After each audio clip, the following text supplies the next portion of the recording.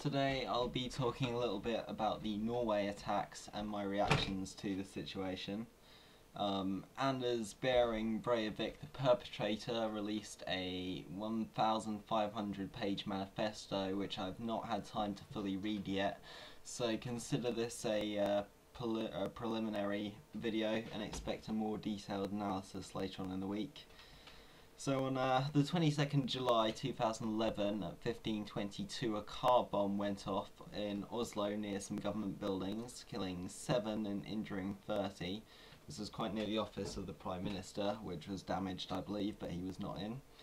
An hour and a half later, Breivik, disguised as a policeman, took a ferry to Utoya Island, where the Workers' Youth League, youth wing of the ruling Norwegian Labour Party, was having its annual summer camp.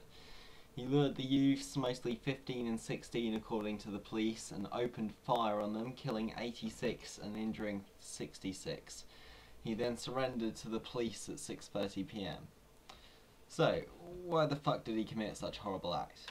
Well, the answer lies in within 2083, a European Declaration of Independence, Breivik's 1,500 page manifesto released before the attack. As I said, I haven't finished reading it yet, but I'll try and give you an overall picture of what I think is this man's ideology. Now, to Breivik, the ultimate threat to Europe is immigration and multiculturalism. He believes that the Frankfurt School of Critical Theory is in fact a front for, wait for it, cultural Marxism, or as we apparently know it now, political correctness. Basically, he explains that cultural Marxism is a subtler form of Stalinism applied linguistically, that multiculturalism and political correctness are totalitarian forms of oppression designed to enslave us. He says, political correctness is directly derived from classical Marxism and is in fact a variant of Marxism. Though through most of the history of Marxism, cultural Marxists were read out of the movement by classical economic Marxists, today, with economic Marxism dead, cultural Marxism has filled its shoes. The medium has changed, but the message is the same: a society of radical egalitarianism enforced by the power of the state. Which is crap. He complains that anyone who questions this or believes in nationalism will be painted as a Nazi or a racist, which is kind of rich coming from a child killer, but whatever.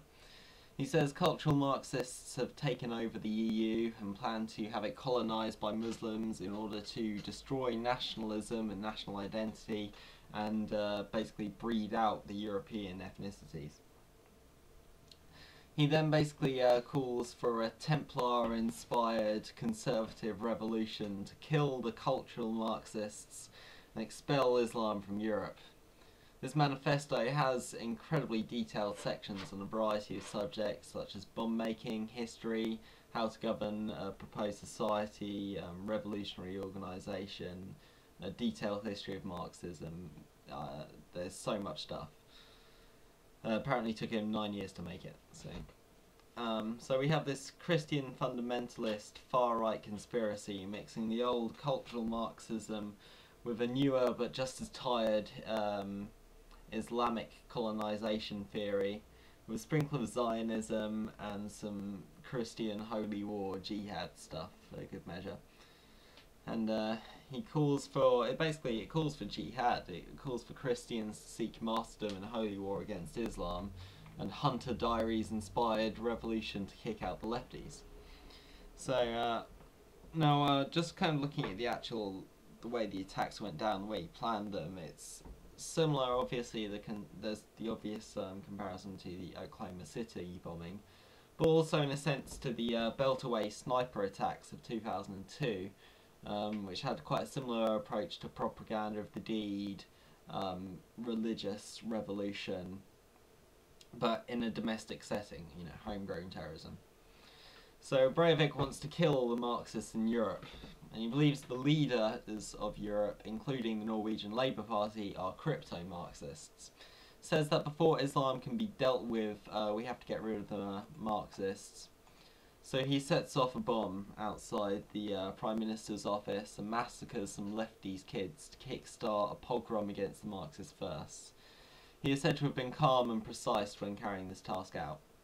This is of course a gross oversimplification, but as I said, when I have more research I'll do something more detailed.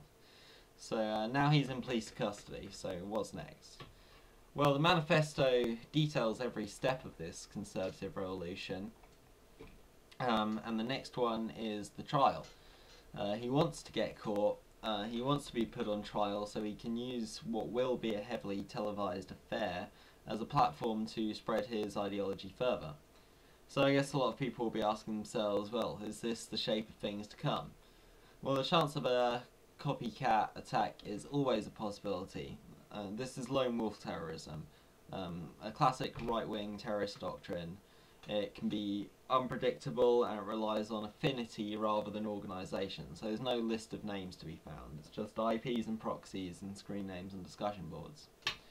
Now, Breivik is also said to have connections with the EDL and other far-right groups too, and how they react to these events will be telling on the future. The EDL, though, were quick to condemn the attacks. Now, Marxists could well be particularly at risk from this ideology if it sticks, if people choose to follow his examples.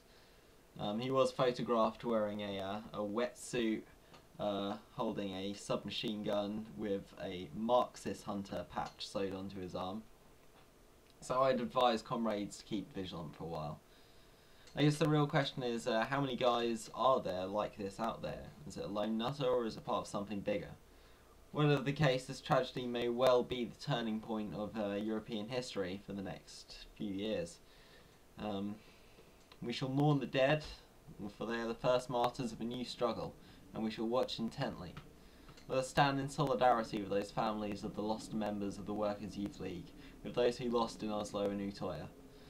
Expect my more detailed video, perhaps later on in the week.